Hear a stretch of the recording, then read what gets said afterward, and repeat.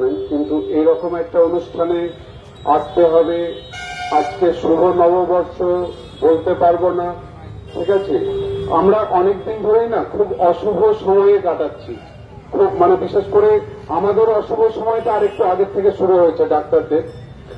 তো সমাজে যেখানে যা অন্যায় হয় সেই অন্যায়কে যতন স্যারের মতোই অন্যায়টাকে অন্যায় বলার দৃঢ়তা আমাদের মতো যারা সমাজে যে মানুষদের আছে তাদের সবাইকে একসাথে গর্জে ওঠা উচিত এই অন্যায়গুলোর বিরুদ্ধে।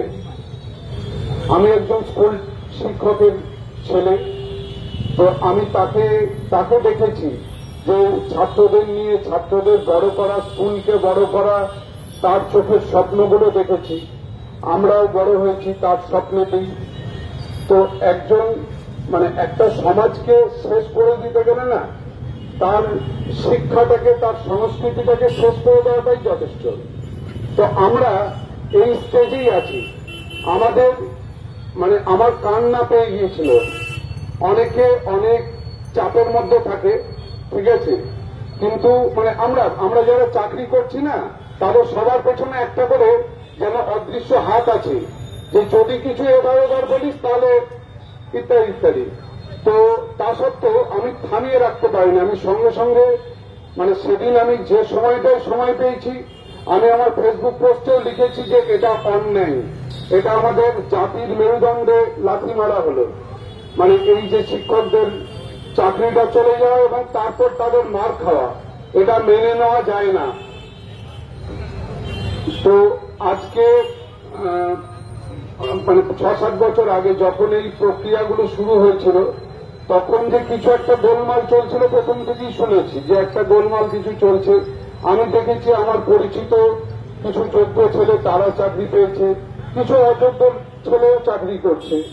সন্দেহ তখন থেকেই ছিল যে, এবং একটা মনের মধ্যে একটা মিশ্র প্রতিক্রিয়া যে আমাদের পরবর্তী সমাজ, আমি ইংলিশ মিডিয়ামে পড়িনি, আমার বাবার পয়সা ছিল না, আমি একটা বাংলা মিডিয়াম স্কুল থেকে পড়ে আমি ডাক্তার হয়েছি, ঠিক আছে। এখন আজকে আমাদের সরকারি যে স্কুলগুলো, সরকারি স্কুলের যে শিক্ষকরা, তাদের কোয়ালিটি কন্ট্রোল যদি না হয় তাহলে আমাদের পরবর্তী জেনারেশনটা কি হবে, কি শিক্ষা পাবে। আর আজকে এমন একটা সময় দাঁড়ালাম যে তাদের মধ্যে যারা যোগ্যরা ছিল যোগ্যদেরও কপালে এরকম একটা খারাপ জিনিস জুটলো যে তাদের রাস্তায় দাঁড়িয়ে থাকতে হচ্ছে। তারা স্কুলে থাকবে, তারা তাদের স্টুডেন্টদের কাছে যে সম্মানীয় আসনে থাকে সেই সম্মানীয় আসনে থাকবে। সমাজে আমরা টিচারদের যে সম্মানের পদে বসিয়ে রাখি সেই জায়গায় থাকবে, তারা আজ রাস্তায় বসে আছে। এই জিনিস মেনে নেওয়া যাচ্ছে না। আমরা জানি, সবাই জানি যে কি কারণে আমাদের ভাই বোনগুলোর চাকরি চলে গেল। আমরা সব জানি এটা একটা প্রাতিষ্ঠানিক দুর্নীতি, এটা সুপ্রিম কোর্টও বলেছে। তো আশা করব যে আপনাদের লড়াই আগামী দিনে আরো দৃঢ় হবে।